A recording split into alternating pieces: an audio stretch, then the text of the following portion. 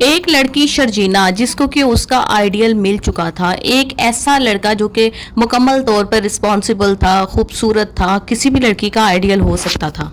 ऐसा ही life partner चाहती थी क्योंकि वो खुद इंतहाई खूबसूरत और ज़हीन लड़की थी। उसे पता था मेरा भी फ्यूचर ब्राइट होगा और मेरा शोहर ऐसा होना चाहिए जिसपे कि तमाम लोग फख्र करें और हमारी जोड़ी देखने से ताल्लुक़ रखे।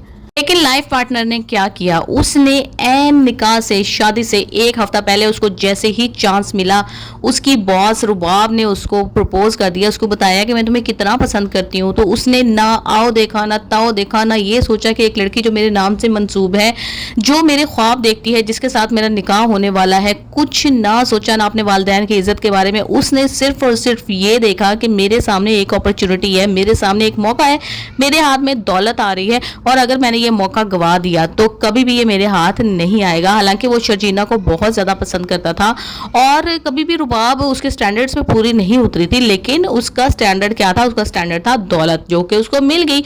उसने आनन फानन जो है ना शर्जीना को बुलाया, उसको मना किया कि आई एम सॉरी, मैं तुमसे शादी नहीं कर सकता।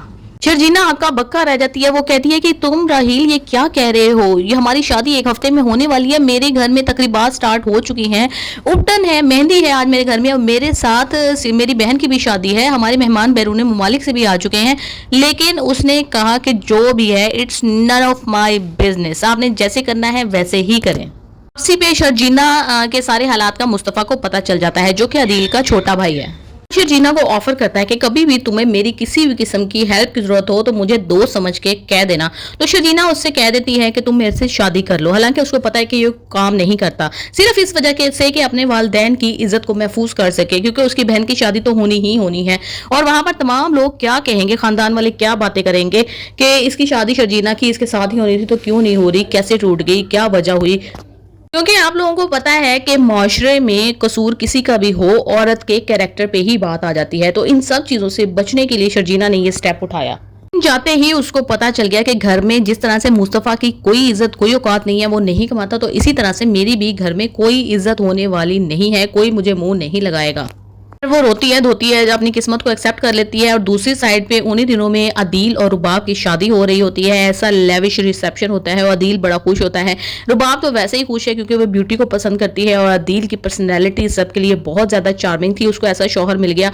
और दूसरा, वो उसकी हर बात मानेगा क्योंकि वो उसकी बॉस रही है हमेशा से और पैसे में भी उससे ज़्यादा है, तो उसकी तो लॉटरी निकल आती है। शर्जीना अगले ही दिन से घर के सारे काम ताम संभाल लेती है और जो बहन जिसकी उसके साथ शादी हुई होती है वो आके बड़ी शेखियां बिगाड़ती है कि मेरा शौहर तो मुझे हाथों का छाला बना के रखता है, मेरी इस तरह से मदद करता है, उस तरह से मदद करता है, मेरे घर वाले बहुत ही अच्छे हैं और मुझे काम को हाथ नहीं लगाने देते, मेरी मेहंदी नहीं उतरने देते। हालांकि उसको बहुत अच्छी तरीके से पता है कि शर्जीना की जिंदगी किस तरह से गुजर रही है, किस तरह से उसने एक कंप्रोमाइजिंग शादी की है, लेकिन फिर भी अपनी बहन के एहसास का कोई परवाह ना करते हुए वो अपनी ही बोली बोलती चली जाती है। लेकिन खैर वो ये सब कुछ बर्दाश्त करते हुए मुस्तफ़ा के साथ अपनी ज़िंदगी गुजारती रहती है और घर के सारे काम करना शुरू कर देती है। मुस्तफ़ा की हर तरीके से वो खिदमत करती है, उसको टाइम पे खाना, उसका कमरा साफ रखना, हर चीज़, हर आराम का ख्याल रखती है। तो मुस्तफ़ा सोचता है कि ये कितनी अच्छी लड़की है और मैं इसके लिए क्या कर सकता हूँ। और शर्जीना जब देखती है ना कि ये गेमिंग में बहुत ही अच्छा है और ज़्यादा पढ़ा लिखा तो नहीं है, लेकिन इस फील्ड में इसको कोई ना कोई अपॉर्चुनिटी मिल सकती है, तो वो उसको पुश करना शुरू कर देती है, उसको मोटिवेट करना शुरू कर देती है। और मुस्तफ़ा भी उसकी बात मानते हुए बहुत ही अच्छे अंदाज में जो है ना काम स्टार्ट कर देता है। उसको अच्छा लगता है कि ज़िंदगी में कोई मुझे भी मोटिवेट कर रहा है, कोई मेरा भी साथ दे रहा है, किसी को मेरी कोई सलाहियत, कोई खूबी नज़र आ रही है, सिवाय इसके कि कोई बुराई मेरी बयान करे।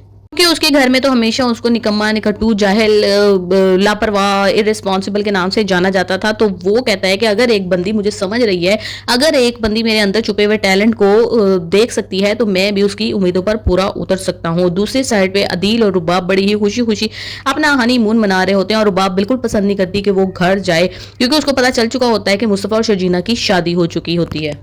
लेकिन अदील को जब पता चलता है कि उसके वालिद की तबीयत खराब है और वालिद इसके घर आके भी नहीं रहना चाहते, तो वो वहां पे रहना शुरू कर देता है। और जब वो शर्जीना को देखता है जब तो उसके दिल में एक एहसास पैदा होता है कि कितनी खूबसूरत है शर्जीना और मैंने दौलत के लिए कैसी एक काली कलोटी से शादी कर ली है और जो मेरे ऊपर इतना रौब जमाती है, हर वक्त वो यही चाहती है कि मैं सिर्फ उसी की बात मानूं। से मेरी इस घर में एक इज्जत बनी हुई थी, मेरी राय को इंपॉर्टेंस दी जाती थी, उस तरह का कुछ भी मुझे मेरे अपने घर में नहीं मिल रहा। वो कॉफी बनाते हुए सोचता है कि काश शर्जीना जैसी खूबसूरत मेरी बीवी होती और उसके पास रुबाब जैसी दौलत होती तो कितनी ही अच्छी मेरी जिंदगी गुजरती। बार बार वो शर्जीना से बात करने की कोशिश करता है और उसको बताता है कि मुझे माफ़ कर दो, मेरी गलती थी कि मैंने एंड टाइम पर आकर तुमसे शादी से इनकार कर दिया, लेकिन वो मेरी मजबूरी भी थी, मैं क्या करता, मेरी ज़िंदगी में बहुत ज़रूरी था कैरियर ना। उसको हालांकि इग्नोर करती है, लेकिन मुस्तफ़ा जब ये सब कुछ देखता है तो वो सोचता है कि मैं कितना गलत सोचता था। मैं सोचता था शर्जीना मेरे साथ खुश है और वो मेरे साथ खुश ही रहेगी, लेकिन मैं ये भूल गया कि ये शादी जो है ये एक समझौते का नतीजा है और शर्जीना मेरे काबिल बिल्कुल भी नहीं थी। खैर आहिस्ता आहिस्ता अदील का यही इन दोनों के बीच में आना और बार बार जो है ना मुस्तफ़ा को कहना कि तुम किसी काबिल नहीं हो, तुमने किस तरह से वालिद को सरकारी हॉस्पिटल में डाल दिया था और मैं खुद आया हूँ अब इनकी खिदमत करने के लिए, ये वो फलां ढमका।